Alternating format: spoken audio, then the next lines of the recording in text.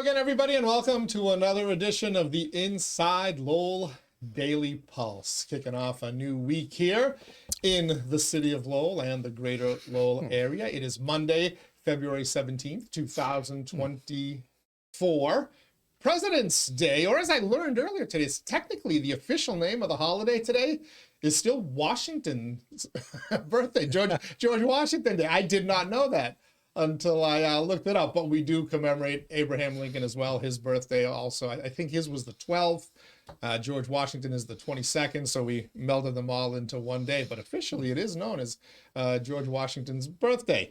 Either way, no holiday for us here at Inside Lowell and the Daily Pulse. No holiday for my special guest as well. If it's Monday, it's got to be Mondays with Marty, former Lowell City Councilor Marty Laurie. When I left the federal government, I lost all my holidays, my nice holidays. Yeah, it's not a holiday. I guess it's not an observed holiday either. Really? In Washington, D.C. I learned all sorts of weird stuff about this today. The post office is closed today. The Federal Reserve's closed. All the federal agencies are closed. Yeah. So what it was, there's something weird I read about it not being a or maybe it's maybe I was reading President's Day isn't a recognized holiday. It's actually recognized as George Washington's Day. They may be in Washington cleaning out their offices with the layoffs from the Trump. Did you see circulating on Twitter all weekend was a list of all the properties for sale in Washington, D.C.? Well, I can imagine. And the immediate suburbs. It is crazy how many properties have been listed. As I said last time I was here, they better be careful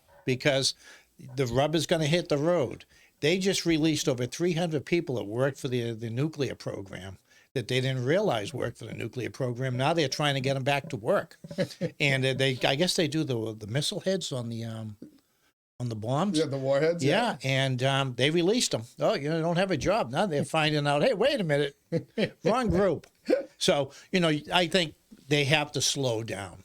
Otherwise, they're going to give the left, the other side, some ammunition to come back with. Yeah, lots of battles in D.C. We're actually going to talk a little bit about them because one of them, a directive that came out this weekend, affects the city of Lowell and some of our institutions here, our schools and our colleges and the city of Lowell as well. We're going to talk about that. I want to talk a little bit about the USA-Canada hockey game. I know you're a hockey guy. I know you're I watched it. We're going to talk a lot about that. And, of course, the big news that came out Thursday was when the Lowell City Council agenda coming out on a Thursday because of the Monday holiday, a motion by Rita Mercier to extend City Manager Tom Golden with 2 years left on his contract. You caused that, and I'm going to explain all of that. But first, I want to thank our Inside Lowell Daily Pulse sponsors, Real Estate Ray Booten. If you're looking to buy or sell a commercial property or a residential property, a home in Massachusetts or New Hampshire, Ray Booten is your man. If you're looking to appraise a property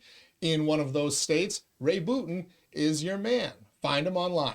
realestaterayBooten.com. Thank you as well to our friends at WellPoint. You notice from all the signage here, we're in the WellPoint studios. WellPoint is the only health plan offering healthcare benefits exclusively to Massachusetts GIC members. At WellPoint, your whole health is their whole point. Thanks to WellPoint, thanks to Real Estate Ray. We got a bunch of other sponsors we're going to thank in a couple of minutes as well, but I want to get right to it with Marty Laurie. Former council, you served, was it 4 years, right? Two. It was 2 terms, right? No, two years. Oh, just a 2-year? Yeah. Why did I think you were on there longer? I don't know. I think because we extended. That was the 2013 year with all the yelling and screaming on the council. So you got elected in 2011? Yeah. Okay. For some reason, I thought 2009, but all right. I stand corrected. 2 years, but did you do manager evaluations? No, what happened was he was coming up, Bernie Lynch was coming up for a contract, and that was what the election was all about. Mm-hmm. They wanted to spend 2 or 3 seats to get rid of Lynch, the other side. And I said I'd give Bernie a contract. Vesna said it. I think Joe Mendonca. Mm-hmm. So they would have been happy with 2 out of 3 because they had 3 votes really to remove him. They only needed 5. And there were 3 changes on the council that year, right? Actually, 4. 4 because there was an open seat as well, right? Murphy left, yeah. And then Joe Mendonca, who I always thought was the best counselor. He was really great. And the only Republican on that board. He was, but you look at what you have now going on with the parking garages, with the I don't even know if they have them anymore, the enterprise funds. Joe was a hawk on that. He could tell you to the dime how much they had if they were in trouble and how much. Joe was really, really good. I'll just leave it at that. I think they have parking. I think they have the water, sewer, and I believe there's one other. And it was actually highlighted in the budget presentation from last week. I actually wanted to do a fourth, and I wanted to do it with Colley Stadium. I had started preliminary plans. I never became public, and to take the Janice rink because there was a lot of complaints. It was the state rink. It wasn't being run. And I thought if the city could get it, not only would they have their own hockey rink for the hockey team, but what they get an hour to keep it going. You could put in money with the enterprise fund for the stadium and have quite a thing. I never made it public, and I did look into it. We did, but the cost to fix it was pretty high. Mm-hmm. There was some, upkeep and it would have been expensive, and I don't know if I would have got the enterprise fund through, so I kind of dropped it.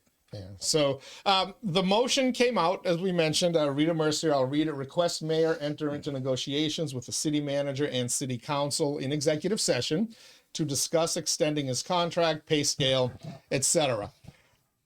I immediately thought back to Tuesday, January 7th, the second day of the InsideLowell Daily Pulse, where you came in and you've become a kind of a political pundit known for making annual political predictions in the city of Lowell. And you said you thought that in the upcoming election, the manager was going to be in trouble, that there was some races where people that are supportive of the manager could be in trouble on the council floor, and that the honeymoon was going to be over, and that you may see the beginning of, basically, to paraphrase, you may see the beginning of the end of the Golden administration. I'm guessing a lot of other people saw that and said, Marty, every now and then Marty throws a dart and hits a bullseye.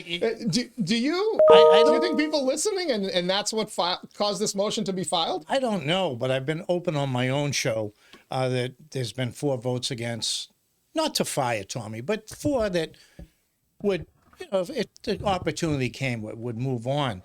So you need 6 votes to get a manager now, and he's got 2 years left. And I thought, well, if you could move 2 councilors who are supportive, well, you'd have 6 votes. And now the question would come down the line, is he going to get another contract? And the case I point to is very common. Just a few years ago, Eileen Donahue was the city manager. Her contract was coming up in April after the election, and Bill Samaras maybe in July.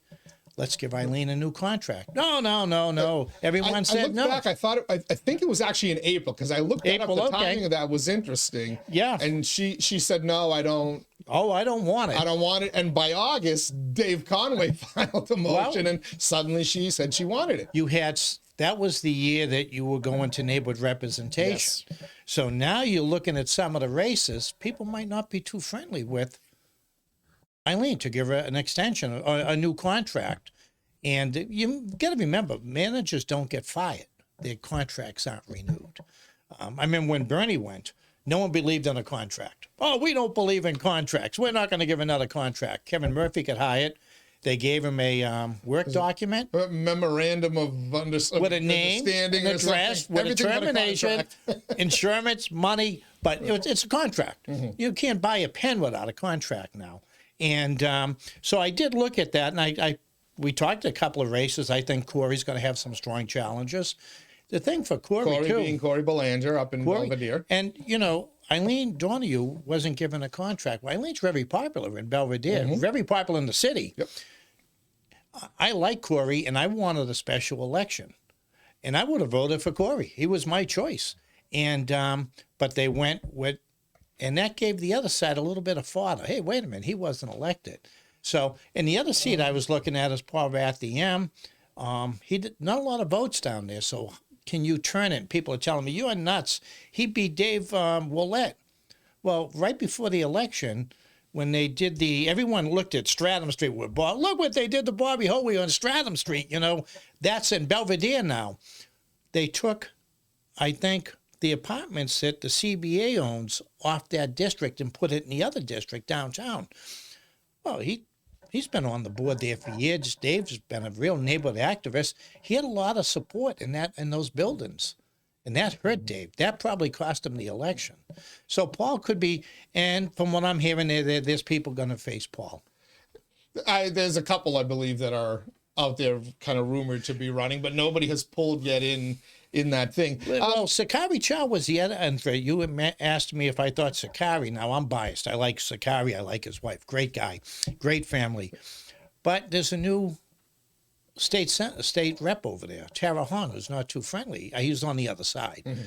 Do they get a candidate now, his group, and do they run? I mean, he's been challenged before, 𝐏𝐶𝐫𝐞𝐲. Justin Ford has run both times when we first switched to district and then whatever.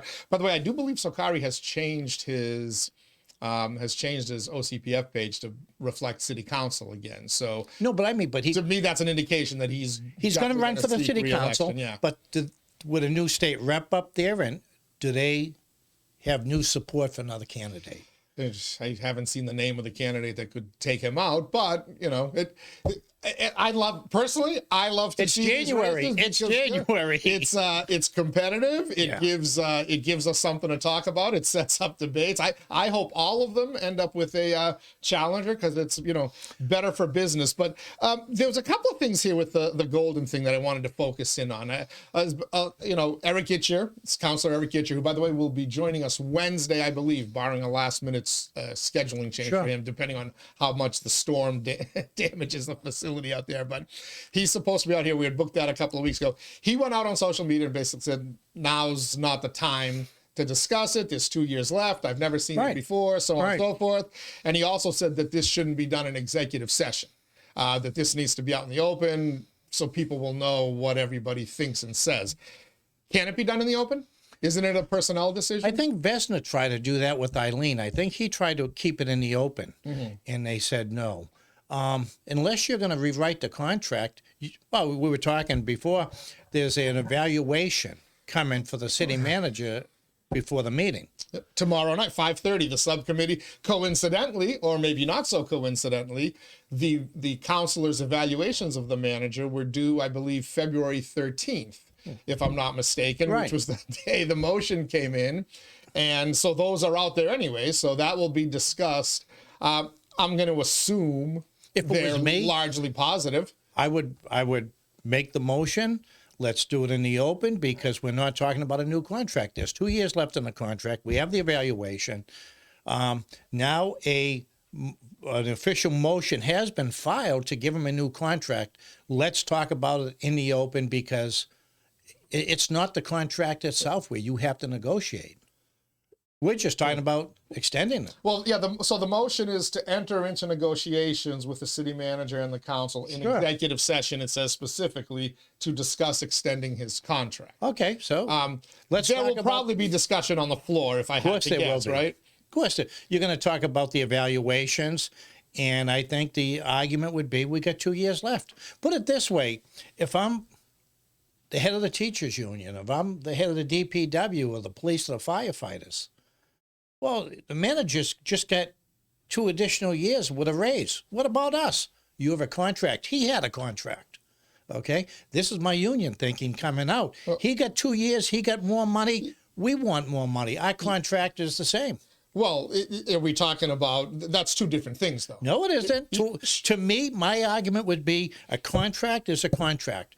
Sure. We, as a union, signed a 3-year contract. Yeah. He signed a 5. Now, with 2 years left, you want to extend it. Oh. We have a year left. We want to extend it. But see, this is where it's different.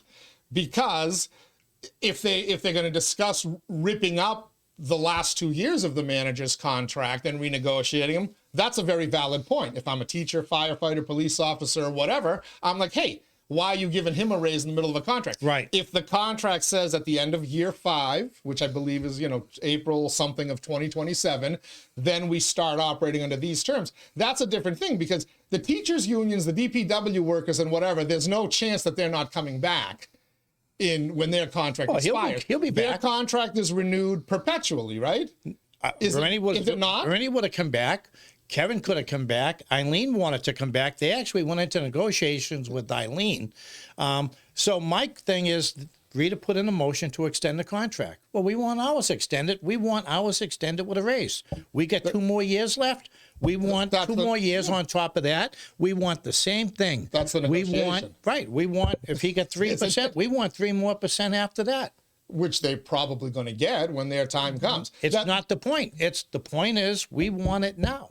He wants it now. We want it now. If I was with the union, is there a movement out there for that? Are you hearing that from not at all. unions not and at teachers? All. Oh, okay. 'Cause I'm not there, but I would be bringing it up. You might be, but I think teachers don't have the instability of that. They know that unless they choose to leave, they're not going to get driven out of their jobs if they stay on. Ditto DPW workers, unless they're doing a horrible job. Well, those contracts renew perpetually. So to make that comparison to doesn't seem the same. Not really. I mean, how many teacher strikes have you seen in the state where the towns are saying, yeah, oh, we don't have the money. We can't give you that money.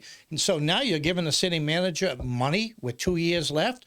Paul Georges is light years ahead of me on these things, light years ahead of anyone else I know. And, if I'm looking at it, they're looking at it, and I'm looking at all these teacher strikes across the state. Well, let's talk about it. Well, the teachers just signed a year ago, less than a year ago, I believe. I'm talking about the other teachers across the state. I'd be using that. And, yeah, the teachers, okay, so they signed. Well, let's talk about an extension. Everybody signed. You're not rewriting. We just want an extension. Do you think Paul Georges wants to negotiate the extension now, or do you think he wants to negotiate it in 2 years? That's up to Paul. Right, but I mean, it's a question. It's up to Paul, but do you think we'll see what Tommy gets? We'll see what Manager Golden gets, and then you'll see what Paul's reaction is. And I can guarantee you, Paul's going to get a higher percentage raise than the manager. He probably, like I said, Paul is light years. I'm not shedding any tears for the teachers. I'm just giving you an example. If I'm with the unions and we got 1 year left, and I don't know where their contract was or how much they have time, but if you're extending a manager with 2 years left and we have 2 years left, well, what about us? Why can't we get a contract? Why don't we start talking now, and why don't we get an extension? I mean, I'm just looking at it from that. I haven't heard it being But they done. get an extension. That's kind of that's where I'm not disagreeing with you that the 2 years early to me is the biggest argument to say why we need to do this 2 years early. The response to that is to have some level of continuity. I came from forward. the post office where we never really had contracts settled on time, but what we did was we had an agreement to just carry through the contract until and you kept working. You knew you were going to be on the job, right? And just as the teachers, the DPWs, if you strike, you're not going to be on the job, but chances are you're going to be in these other positions that you're talking about. I don't know. You're going to be on the Let's job. lock it up now and put some security in there. That's what I'm talking about. So if you were serving on the city council, you would not support Councilor Mercier's motion. I'd talk about it. But would you support it? I don't know. It doesn't sound like it. I don't know. I'm not saying he's not doing a great job, and I mean, I drove here today. The roads are in great shape. We've had roads paved. We've had sidewalks. The administration's doing fine. So you're making the case to extend him then? The question is why? And I think because his contract's got 2 years left. Because you made a prediction on January 7th the next election could see a change, and this council says we're not going to see it. Or I believe that this council says that. Remember, I said to you it's probably more likely, given the makeup of the council, that he gets an extension rather than he's gone. And now we're seeing it kind of play out. I think it might be 7-4.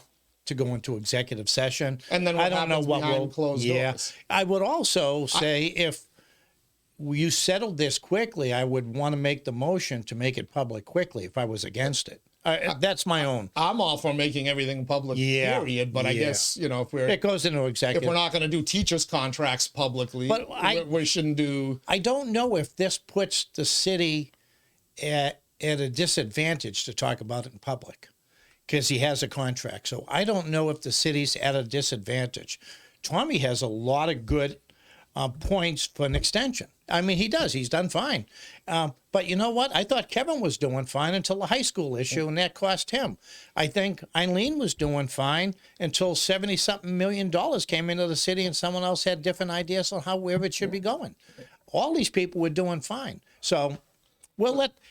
what it comes down to is I don't think they want to. Do you want to roll the dice with the next council?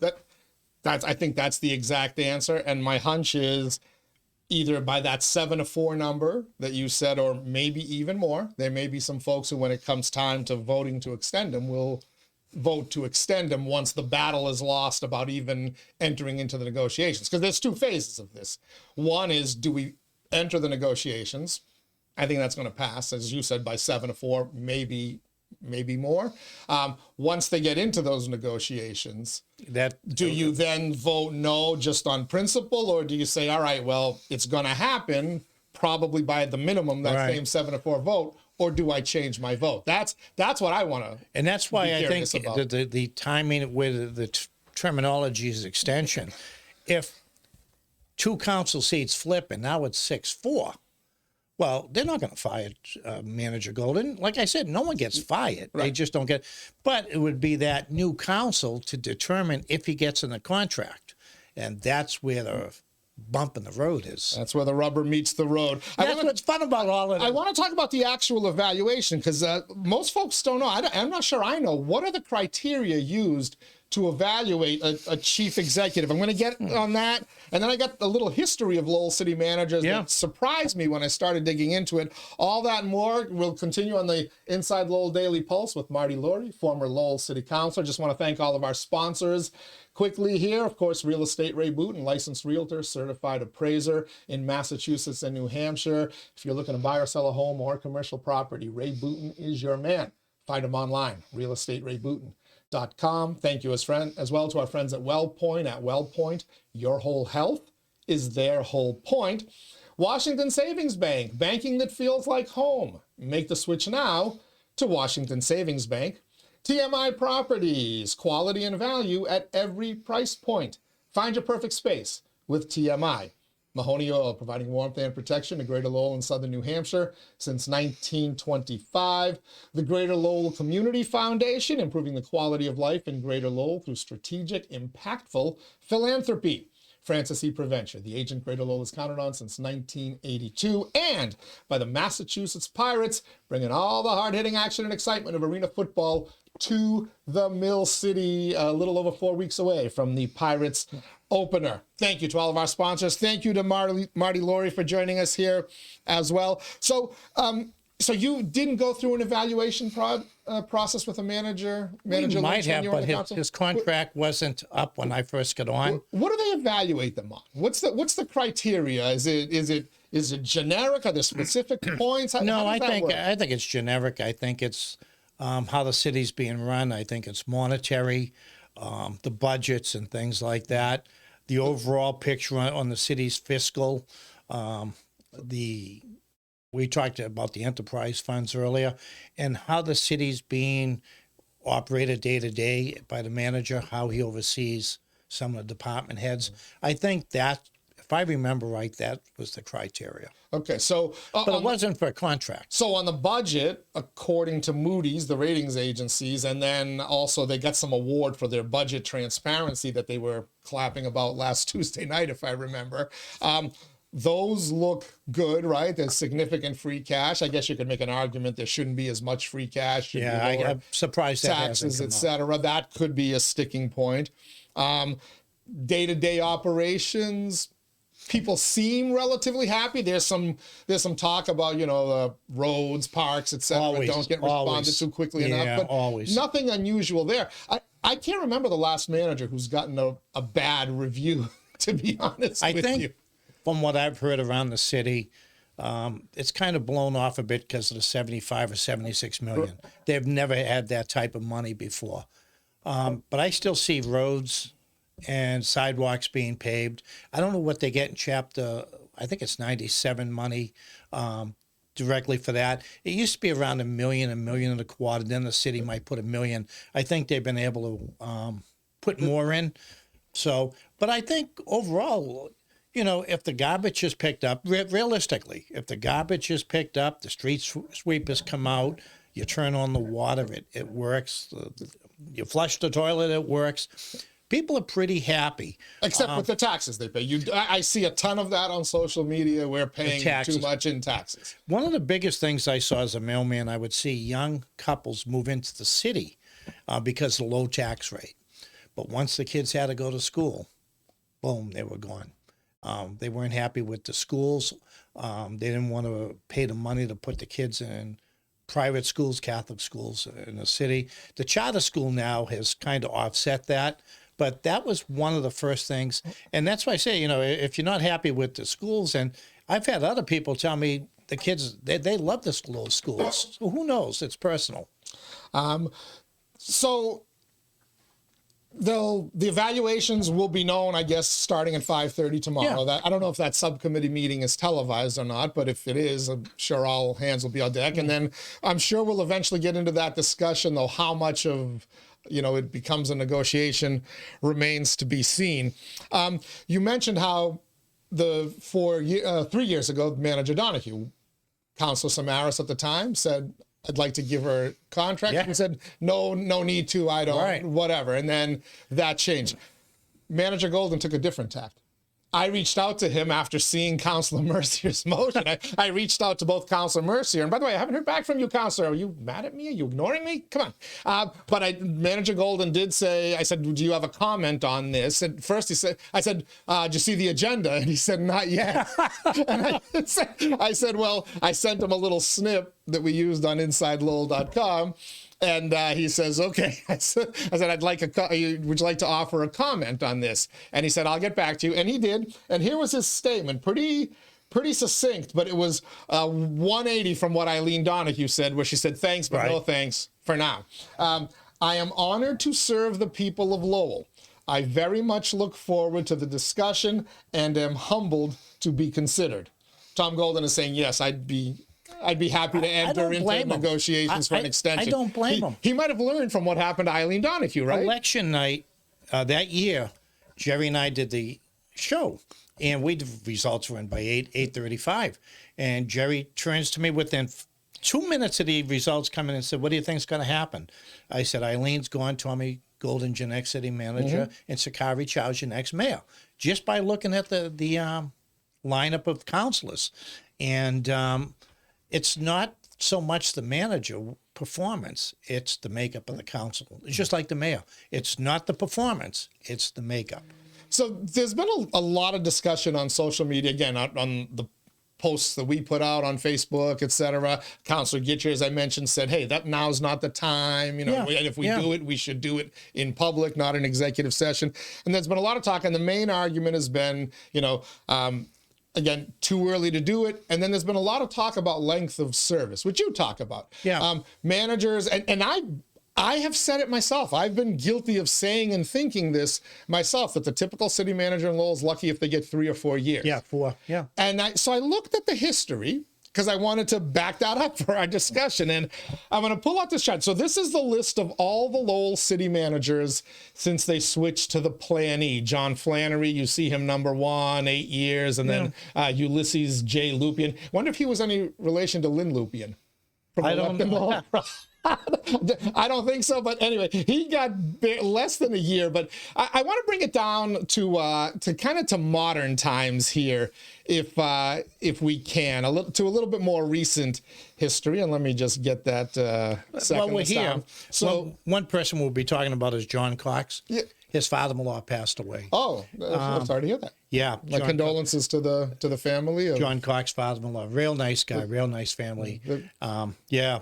So that did not know that. So, we go back and, Bill Topier was, the professional manager in for a little less than 4 years. But Joe Tully, I did not realize Joe Tully was here for great city manager. 8+ years. So impactful, great city right? manager. And when you look at Joe Tully's legacy, so people will remember the legal trouble that he ended up with late in his term as manager and then afterwards as well. But while he was there, he and Paul Tsongas were arguably the most impactful people on this list. Right, if you're looking at it there, in terms of what Lowell was left with, the national parks and Wang and all this other stuff. But Jim Campbell came in. He was the assistant manager to Joe Tully. He got his little less than 4 years there. But Richard Johnson, the outsider, brought in. Brian Martin. He got his 4 years. Brian Martin got 5 years. Yeah. Right. John Cox got almost 6 years. Bernie Lynch got 8 years. So just that stretch right there, Martin, Cox, Lynch, all three got more than the 4 years. As a matter of fact, 5 years was the least amount. Brian Martin coming, and Tully's in there at 8. Kevin Murphy got his 4 years. As you said, he got caught up in the high school debate. Right. And shortly into 2018, Councilor Jim Milanazzo said, I've lost faith in your administration. Right. And Kevin Murphy, who didn't want to leave at the time, we don't know how long he would have stayed. I thought Kevin was doing fine. But he said, I'm out. He got on the wrong side of the high school issue. Yeah. For whatever reason, I think he tried to play it down the middle, and people didn't want to play down the middle. They wanted their hand on the scale. That's why I lost an election. You know, I tried to stay out of it, and I think Joe tried to stay out of it. When a war breaks out, the worst place you can be is in the middle of the two sides.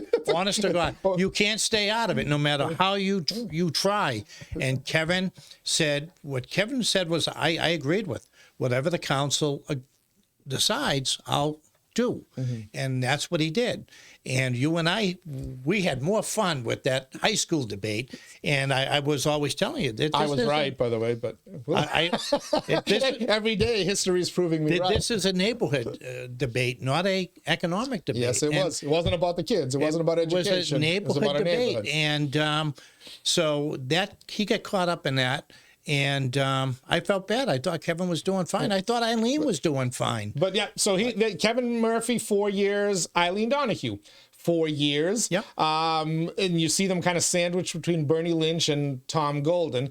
But, you know, again, with Donahue, there was an opportunity there for her, as you said, to maybe get that extension and serve longer than the 4 years, to get into that 5 or 6 year range that we saw John Cox and Brian Martin, and maybe 8 year range that Bernie Lynch was in. It's hard. You know, Bernie, I remember when he got hired, he was an outsider. Joe Tully, I'll give you a quick story on Joe. I was a mailman once a week at City Hall. I filled in for the regular, and it's closed. We always had a key to get into City Hall. And we would leave the mail either in front of the door or slide it under the door.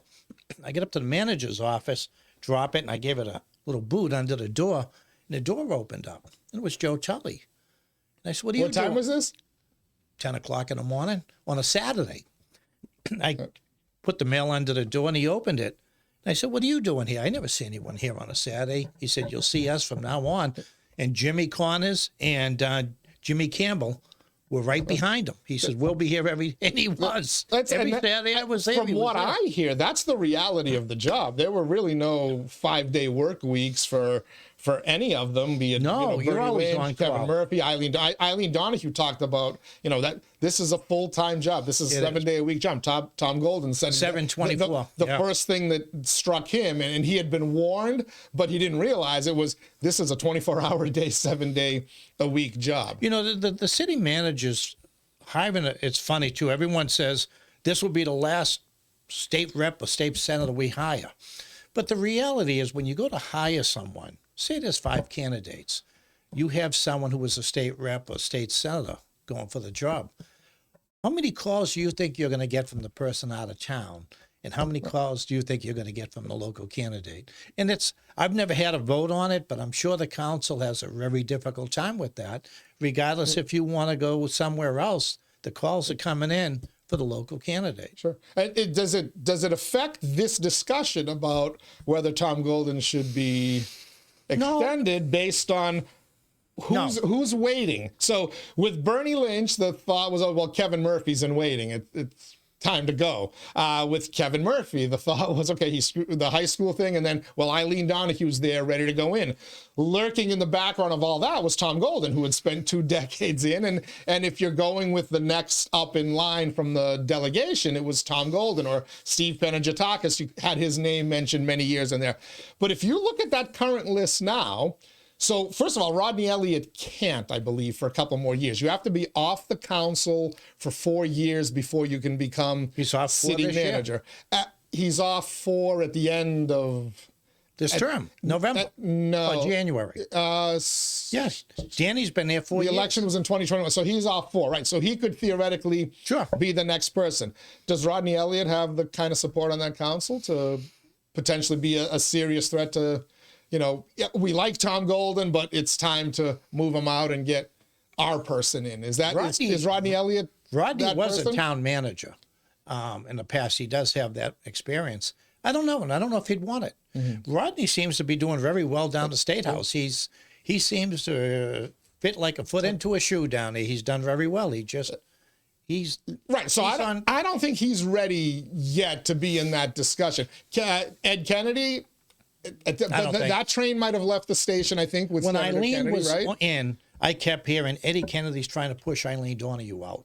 And everyone I heard that from was friendly with Tommy Golden doing the radio.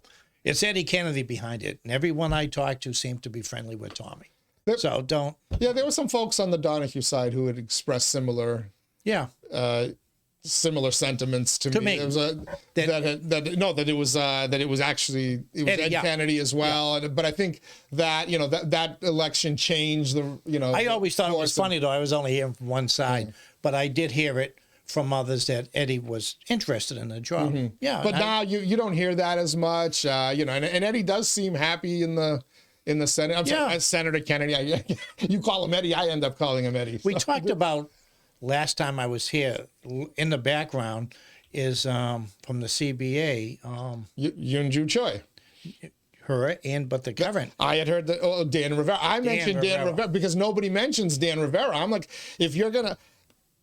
So you've mentioned the name 𝐿𝐭𝐲 Choi. There are other people who mentioned the name 𝐿𝐭𝐲 Choi to me in 2022. Yeah, when Eileen Donahue was leaving and Tom Golden was the heir apparent, and some folks said to me, "What about 𝐿𝐭𝐲 Choi?"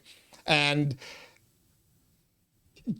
that you're going to need a big change on that city council to have somebody from from the nonprofit world, or what I call the nonprofit industrial complex, which is under attack now in D.C. and beyond. Their stock has significantly gone down since 2022, the nonprofit world. Yeah, based on what Elon Musk and Doge are uncovering. Is that what? So that's why I asked, who's the heir apparent? If the delegation doesn't have anybody who's kind of an heir apparent, Vanna Howard, Tara Hong, I don't see that yet, right? The coffee shop talk has been maybe George Ramirez puts his name in. George is the name I hear an awful lot. And after that show, the coffee shop talk seemed to go towards Dan Rivera. After that, I brought it up. The guy hasn't even gotten his extension with the CBA yet, but here's a guy who led Lawrence for a long time, was a favorite of the Charlie Baker administration. To me, that's a name to keep an eye on. And I don't know if there's anyone on the council who is wrapped up with local estate politics that would know people from other towns. We do have some local people. To me, a name that before you lose them, and I thought we'd lose them last year, is Connor Baldwin. Connor Baldwin, I think, would make a great city manager. Rita Mercier says someday he's going to be a city manager. We were doing your show when Kevin Murphy hired him. And he had no experience in finance. And you said to me, does it make any sense? And I says, I know Connor. And I says, he's that smart. He'll be a town or city manager. And I said that when Kevin got hired in, 2017. So he seems to be happy. 2014. He seems to be happy staying in the CFO role for now. Would he want to be manager if that opportunity presented himself? Well, how many years? I would be if I were him. I'd want to take the helm. He probably has 13 to 15 years of service now. He starts getting over 20. He started with Bernie Lynch. He did in HR. He wasn't CFO and then he came yet, up. But... And so that bump in salary is very, so do you leave? And that's what I thought he might do last year. And there was talk he was going to take a job outside Lowell. I had heard that to get his feet wet as a town or city manager. And then eventually you could come back to Lowell. Yeah. I think by this point he's been there long enough. I think I heard his name for Drake. But if he's getting compensated well enough to be in a CFO in Lowell, and why not wait for that opportunity to pop up in Lowell? I can't. Do you really want to go from being the number 2 person in Lowell to the number 1 person in Drake? No disrespect to Drake. No. They were looking like we are local candidates, and I think when Drake came up, he was a name that everyone said, hey, it's the same when Bernie left Chelmsford. Paul Cohen, everyone was saying, Paul Cohen. Paul Cohen was a local candidate. Paul was a runner-up in Lowell when Bernie Lynch got selected. It was Paul. It was and his father used to own Lynch Paint down on Broadway Street, and right next to Muldoon's. and well-known family in the city. So his name was always tossed around. So, but you never know. It's the makeup. Just like going forward, it's the makeup of the council. So have you changed your thoughts? Is Manager Golden likely to not get the extension? Well, you said the election would happen and then there could be a changeover. Given what you're seeing now with the issues being pushed in February of 25, do you still think that it's more likely than not that he is gone after 5 years rather than getting extended? From what I'm hearing now is the debate across the city is, why now? People on the other side, there's different factions in the city. And they're saying, why do we have to give him a contract now? Why can't we wait to the next council and let them do the evaluation? Because it will be them going forward, which is always the argument. And but do you think that argument's going to carry weight tomorrow night with a majority of the city council? You need 6 councilors to say, no, we're not going to get into extension talks. It's too early.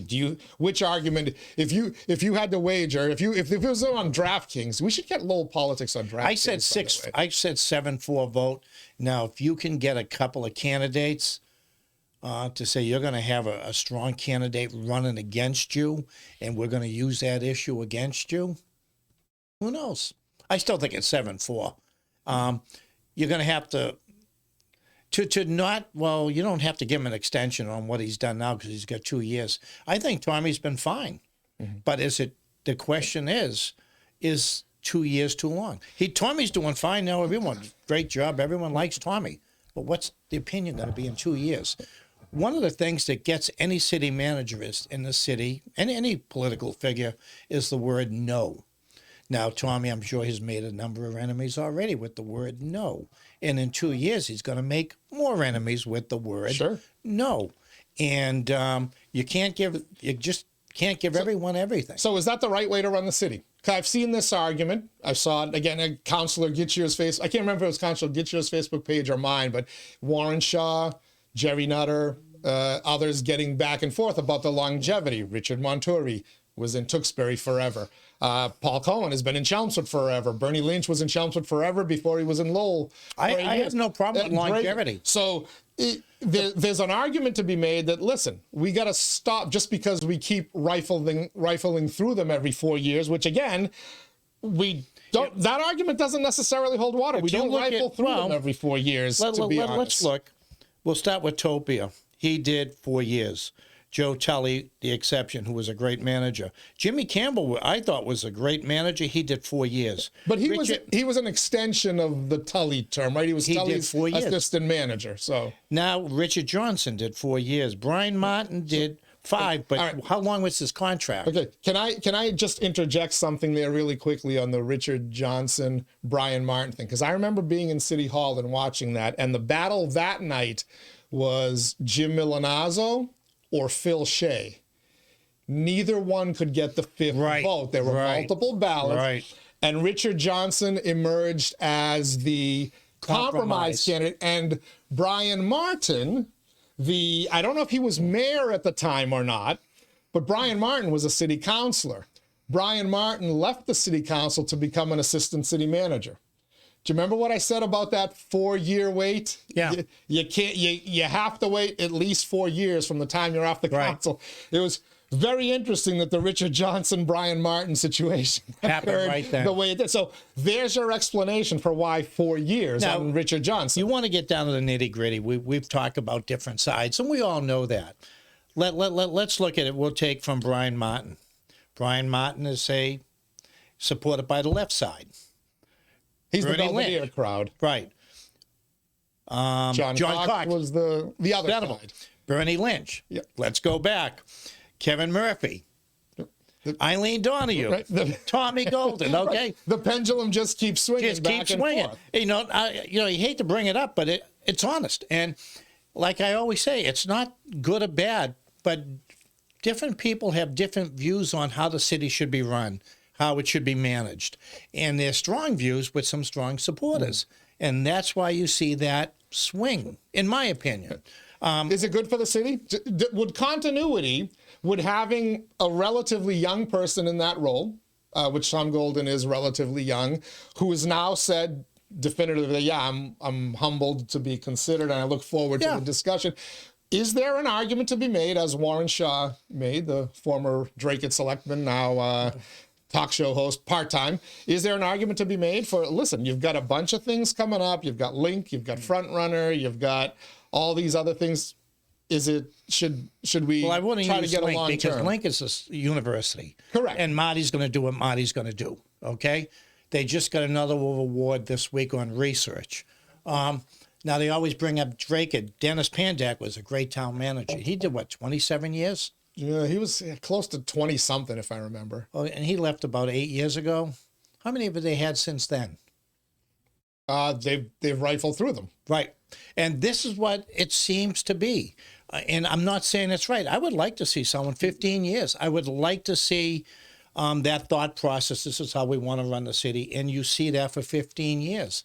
By the way, that's the argument I think you're going to hear tomorrow night from the side that wants I would think it's so. It's the continuity versus the it's too soon. Ultimately, the discussion that will be left unsaid is, we want Tom Golden to continue in this job versus you won't hear any of that because nobody, everybody will get to their corners.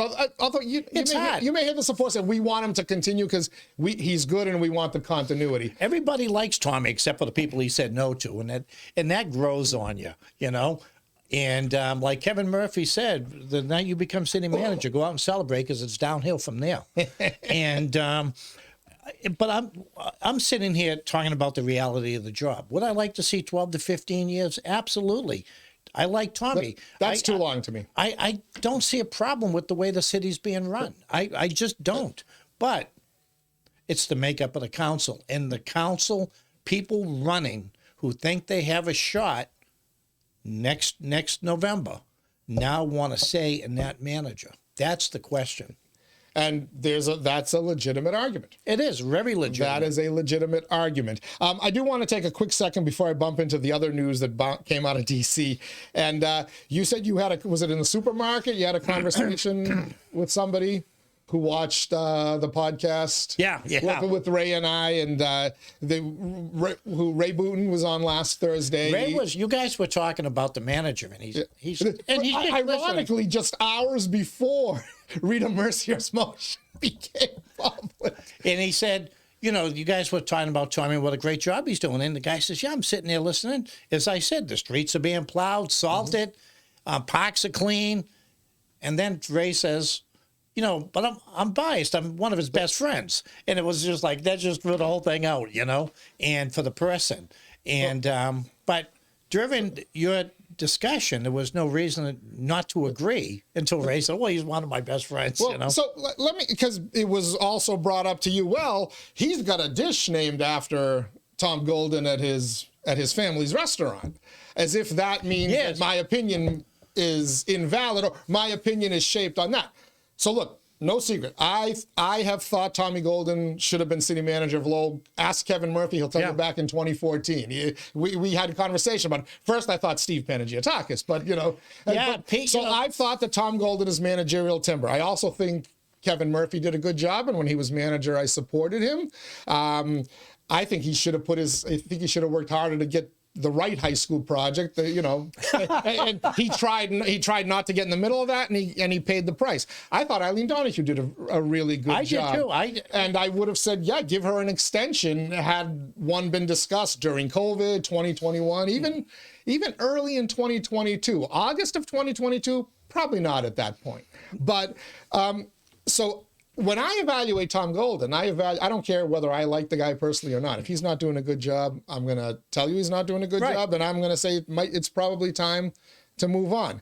But the whole Tom Golden dish thing, because I've heard this from a bunch of other people. Why did you name a dish after me? Well, come into the Athenian Corner for 20-something years, make a special request, because just to put this to bed once and for all for the folks watching it, you can ask me directly. I'll tell you, Tom Golden used to come in all the time and ask for a variation on a salad that we used to do. And he asked for it enough. He said, I joked, I said, we might as well put it on the menu. He goes, yeah, you should. He goes, a lot of people get it. I said, I'm even going to name it after him. I'm going to call it the Golden Greek. So Tommy, that's what it was about. I will name a dish after anybody who wants to come into the Athenian Corner and sit down and talk to my father. Because long before Tom Golden was a city manager in Lowell, long before I even talked to him, you know, maybe once a month when he was a state rep, Tom Golden used to come in, grab his then unnamed Golden Greek, and then sit down and talk to my father.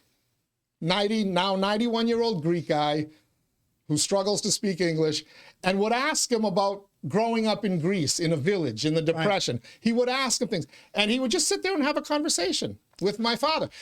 That showed me something. I said, you know, this guy, he's getting nothing out of my father. He's a state rep. People like about Tommy. My father He's lives very in Drake. personable. But he's got an intellectual curiosity. He's got a historic curiosity. And he also has a vision. I talked about this where he talked about building vertically, which now you're seeing with this whole front-runner city discussion. But do you remember the high school debate?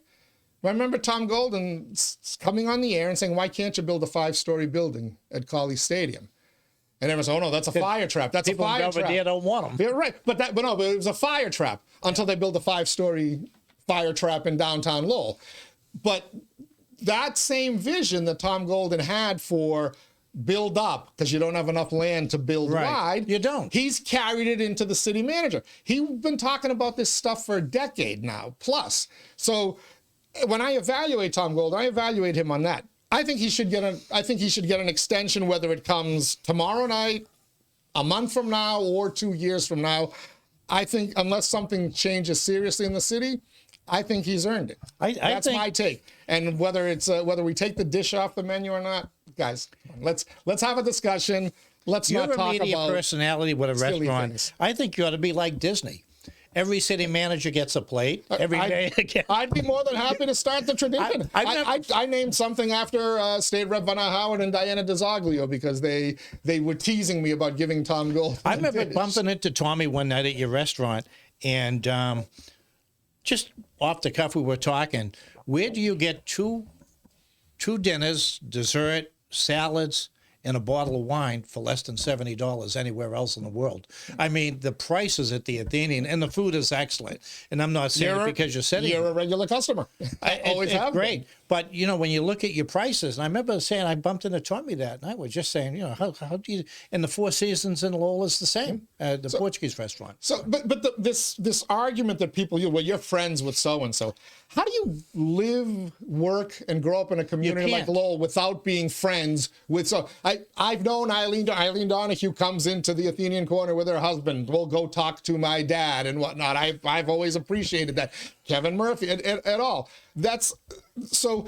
And also, my family's owned a business for 50 years. So I've known all these people. I remember waiting on Joe Tully and Chuck Matthews, the youngest assistant city manager ever. I've known all these people forever. So if you're gonna say my opinion is useless because I know all these people useless, and like but them, you're tilted, and that's my thing in I'm the tilted city. Towards what's good for the city. You know, you can't grow up in Lowell. We have one high school and not know the players. Everyone knows each other in Lowell. Everyone knows the families. Of course they do. I'm looking at this list down. I knew all these the managers. I knew all of them. I walked in, Joe Tully by name. When I went to put the mail on, I was 23-year-old mailman. Joe knew me by name because he was friends with my father. Boom. Paul Sheehy, everyone knows the Sheehy. Charlie Gallagher was a friend of the family. Everyone here, with the exception of Bernie Lynch and John Cox, I knew. And so it's hard, and that's another thing with local candidates for councilors. You know these people. So when you get Phil Shea and Jimmy Milanazzo on the same ballot, you know, who do you go to? And you go to Richard Johnson as a compliment. It's not. But people that say things like that to me, they know that. They know the players. They know everyone themselves. And it's very difficult in Lowell not to know a councilor or a city manager. The discussion should be, is the city doing well? Is the city moving in the right direction? And is the person who's leading it or going to lead it, are they good in that role? The other stuff, we're all going to know somebody. We're all going to like people. Some people dislike people. I can't. There's literally nobody on that list that I thought they all did a good job. If I could have kept, matter of fact, it cost me votes saying I'd give Lynch a contract. He had made enough enemies with the word no by then. Kevin Murphy, I thought should have stayed. Eileen Dawn. I mean, I was for downtown. I thought Kevin should have stayed. I thought Eileen should have stayed. But as I said, it doesn't matter what I think. There's this pendulum in the city. There's two ways of viewing the city in the next 15 years. And that's the pendulum. You know, if what people say, well, you know, this new program that they're going to be bringing in from Toronto, you know, you're not on board. I said, I didn't say I'm not on board. I just said I'm skeptical. Lowell is like every mid-city in America. You know, you're looking for the next 15 years, and it's like an iron gate. You know, you see in the movies, the big round chain with the keys, and everyone's trying to get that gate open for the next 15 years. The important thing is whether you hit that home run with something like this or not, you don't stop trying. And that's what you got to do. You've got to persevere and keep trying. I will predict that initiative that key will unlock Lowell and put us in a place. I hope you're right. Similar mid-sized cities in America. We will be the first. I tell you, front-runner city in the United States of America. That in and of itself is worth something. We'll be the first ones to get that investment. I've already been parking my car up there because I don't want to fight the crowds from the National Park in Cambodia town. I want to be the first one. But you see what I'm saying? Just so many things have come into the city. You try. I go to the Cambodia town. I go up there for takeout. It's phenomenal. And, you know, I was in the car the other day. My wife and I were in the car, and how many jewelry stores and things like that. But for some reason, it's never really taken off, and I don't know why. The food's great and everything else, and you know, I go up there and eat all the time. Yeah, it's fabulous. I do takeout, especially, but I don't know what to tell you. But this is the Lowell I grew up in, so. Before we go, we've got almost an hour here. Holy smokes. I wanted to talk about two things. First, USA versus Canada. We talked about Toronto, right? You're mad at them for booing our national anthem. I'm mad at Montreal for booing our national anthem. I saw Corey at the gym, and I like Corey. When Corey was going through that trouble getting on, I said to him, Corey, if you don't take that, I said, if you don't take that position, we got two Corys on there. Someone will. And the people who are criticizing you right now, if they get those 6 votes, they're going to take it. So take it. But I said to him, he was talking about the front runner program and up in Toronto. And I says, you mean the country that just booed our national anthem? But these are the little things that happen along the way. And you just never know. I'm gonna hope a hockey game with booing crowds doesn't sabotage. They're in Boston tonight. A United Nations initiative, but yeah, that's right. They're in Boston tonight. They're in Boston. Team USA versus Finland. Is it Finland? No, Sweden. We're not gonna boo the Swedish national anthem. We're in the finals, so if Canada wins tonight, there's going to be a rubbing match. Where is that? Do we know where the Thursday game is? I don't know. They're bouncing them around to different locations. The Saturday game that I saw, which was a phenomenal hockey game, and Team USA kicked their butt both in the fights and then on the. But this is on the rink. This is, Trump has come in and he said he was going to do these things. And I said last time I was here, I think he's going too quick, on some of these federal programs and agencies. Now they just laid off 300 people in the nuclear program they're trying to get back. Take a deep breath because you're only going to give the other side fodder to attack. So nice segue. Trump, over the weekend, DEI directive came in, diversity, equity, and inclusion. The Department of Education is warning state education departments that they must remove diversity, equity, and inclusion policies or risk losing federal funding. That was the headline in the story. Lowell's K-12 schools, we still have a diversity officer, right? The city of Lowell has a diversity officer. I don't know. I don't know. Middlesex Community College, UMass Lowell. Now, this is the Department of Education issuing the warnings. Right. But it'll be interesting to see how UMass Lowell and Middlesex and eventually Lowell Public Schools handles that directive. Will they risk having money funding withheld to keep these titles? Will they eliminate these titles? Will they do the smart thing and just rename these positions and put them under human resources as they should have done in the first place? The Boston police chief, or whatever his title is, was talking I saw in the Herald today, one of the safest cities in America, blah, blah, blah. I think they're down about 300 police, or were. And we don't think we're going to be affected by the cuts because we're not a sanctuary, a city of trust. Good luck to you. You know, we were talking about paroles. I sent you the information. You couldn't open it. How many people, I have it on my phone. It was like 21 out of 23 murderers, second-degree murderers and whatnot. The parole board just let out. 23 people got paroled before the end of 2024, correct? Is that Yeah, but these were editorials. The state parole board was busy at work granting parole to 23 of 26 murderers eligible for parole. 23 of 26 Right. murderers eligible for parole granted it? And there was no new evidence. Many of them were between 18 and 20. That's the undeveloped brain defense. And we've changed now. You can't commit a serious crime until you're 21. 18, and you're a minor in this state. Well, it's funny because there are people who want 16-year-olds to vote, but then they'll tell you they don't have a fully developed mind. Right. So I wonder if those people don't have a fully developed mind. They can join the service. They can vote. They can get jobs. It says here in one of the editorials, the Supreme Judicial Court was the one who decided. I didn't know I thought we knew we had a Supreme Court, but why hasn't anyone challenged that? Now, most of these murderers in the Herald, they had the lineup. The DA's offices are fighting them. The families are there fighting them.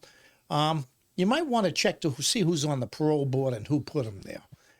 But 23 out of 26, was that what it was? And yeah, 20, that's the stat that you read from that editorial. Yeah, and most of them, anyone under the age of 20, anyone under the age of 20 was released. This state is right out. Again, but the reasoning for that is that they changed the law since then. Well, right? I will say about this: what constitutes a minor. So I can see that, but in totality, that statistic should be alarming. It is. Do we know that those 23 people are rehabilitated and their mind is now fully developed? Oh, well, it's not still the mind of a killer? You're in 20 years, so now you got a college degree. It's scary. And when you have the district attorney's offices, they're arguing against these releases along with the family, and they just blow them off. That's what it seems. I saw this originally. The DA Cruz down in Bristol County had an letter to the editor in the Herald, and that's when I read it. I said, "You got to be kidding me!" And of course, I have my own reasons to watch this. And because I had a sister murdered, and so you're watching the paroles, but these were all second degrees, none of the first degrees. Okay. Maybe a first. I don't. Well, I'll just leave it. They were second degree murderers doing time, but were they doing? They weren't doing life sentences, were they? You're convicted to life, but with second, you have an eligible for parole. Okay. You do have a choice after so many years, and now they put this defense in. When I read this was the Supreme Judicial Court. Which I didn't know we had. They granted this new constitutional right based on contemporary standards of decency. That is their personal view of the way the world should be. That's how that came into effect. And this is what you have in this state. I will give them credit. Two of them, he was either convicted of rape or murder. He was going to be released, and they notified ICE, and they went right down to the prison before he got out and shipped him out of here. And there was another case where they notified ICE. They came and grabbed the person, and out they went. So, the state is working. So the state is now cooperating with ICE. Like I said, someone's going to jail. Someone is going to go to jail over this. Someone's going to, and I hope it's not a teacher or a public employee who says, "Oh, we have something in the city that says we don't cooperate." They're going to cuff you and send you. Well, the Attorney General of Massachusetts, Andrea Campbell, already ruled that the DEI directive is, you guys are good. You don't need to change any of this. None of this matters. It's interesting that she was able to research the issue and come back with a ruling very quickly, but we're still waiting on her to, allow them to sue over the fact that the legislature won't be audited. Right. But she's still dragging her feet on that, but she was able to get her TDS directive down. I don't know what's going to happen. I don't know why he's bothering states. If the states do it, they do it. They're saying federal funds.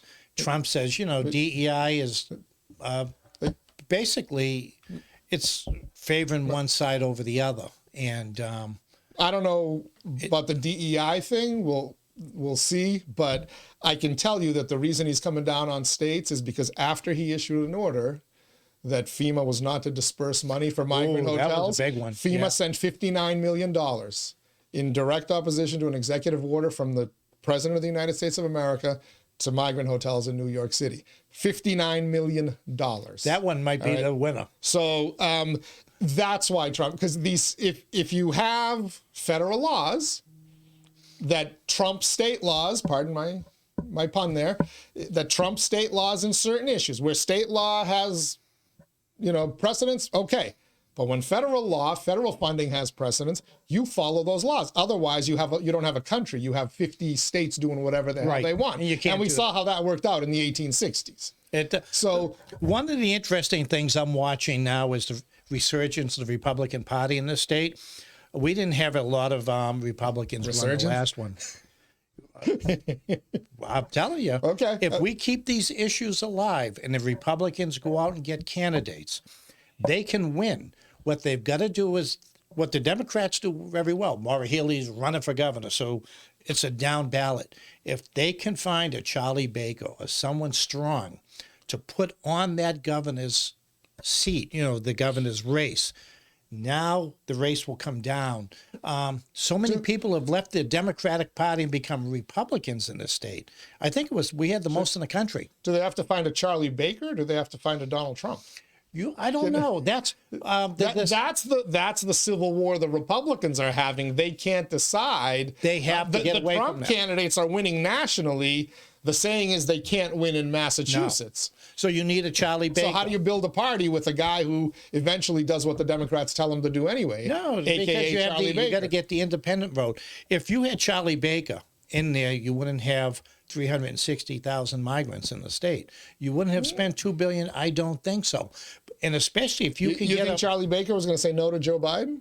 I think Charlie Baker would have said no, and I think he would have had the state Senate and the others go over him with a second ballot. I think the Republicans can use these issues moving forward, and they can win. But they've got to get someone good to run for governor, and they need someone good to run against Markey. Markey announced, why is Markey announcing he's running? Because he doesn't want a progressive running against him again.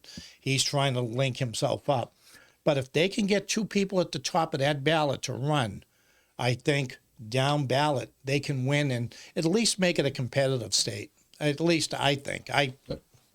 But what else were we going to talk about? We're well over the hour. Yeah, we're going to cut it there. You'll be back on another Monday. I'll be back, and we'll look what happens tomorrow night. That's going to be interesting. Yeah. But like you say, it's hard to say what has Tommy done wrong. Really nothing. Really nothing. And most people, and this is why Careful, people don't they're vote. going to accuse you of liking him too much. No, I like Tommy. Everyone likes Tommy. Not everyone. Oh, he's got his nose in. Not everyone. He got his nose in. People may tell you they like him, and then behind the scenes are doing whatever they can to sabotage it. That's what politics, happens. That's politics. But that's why you don't see people running in this city. You turn on the water. You get up. I went to drive today. All the roads are clear. Roads are not icy today. The sidewalks are being paved. The streets are being paved. The parks are clean. The games are being played in the summer. Okay. Hey, Corey Robinson, get that skating rink back and put it down in the Hamilton Canal where people can park. Put some benches out where they don't have to walk. They can put their skates right on. The lights are over there. Get it cleaned up. Put that skating rink back. We'll name it the Marty Laurie skating rink, by the way, because I got a photo of you in a ski hat. I put it on Facebook. On ice. I have that photo. So someone sent that to me after my ice rink discussion with Melanie Gilbert. That's my cover photo. I put it on in my cover. That was, I think, Dave Brow out there that From day taking Sun, pictures. Yes. Dave Brow, great guy. And he was taking pictures. Do you mind if I take your picture skating? Dave, I don't care what you do. You had it on a motorcycle, a Lowell Sun, everything else. And Dave took those pictures. And Thank you to whoever sent it to you. I had it, and I don't know where it went, but it's my cover. Jen Myers from the Lowell Public School, That's who who I- used to work at the Sun, Yeah. had heard my conversation with Melody Gilbert talking about that's not a new idea. Marty Laurie goes back to I knew Jen- I wasn't sure it actually happened. I remembered that you tried to put it on there. We did. And then she sent me the photo. She goes, it happened, and then she sent the photo What of you happened? on skates. We put it on the boulevard, out on the Ann Welcome Field. Yep. And they put hay down for people to sit on to change their skates, and someone threw the hay in the skating rink when it was still water, and it froze in, and it was kind of bad. They had to wait. Yeah, you gotta love that aspect of Lowell. Marty Laurie, former Lowell City Councilor. Monday with Marty. Always good to Good stuff. We'll be watching Always tomorrow fun. night, the City Council. We'll touch base. Thank all of you for tuning in as well. The Monday, February 17th edition of the Inside Lowell Daily Pulse tomorrow. Still up in the air a little bit. Wednesday, we're hoping to have City Councilor Eric Gitchier join us. Joe Marie Buckley will be here Thursday.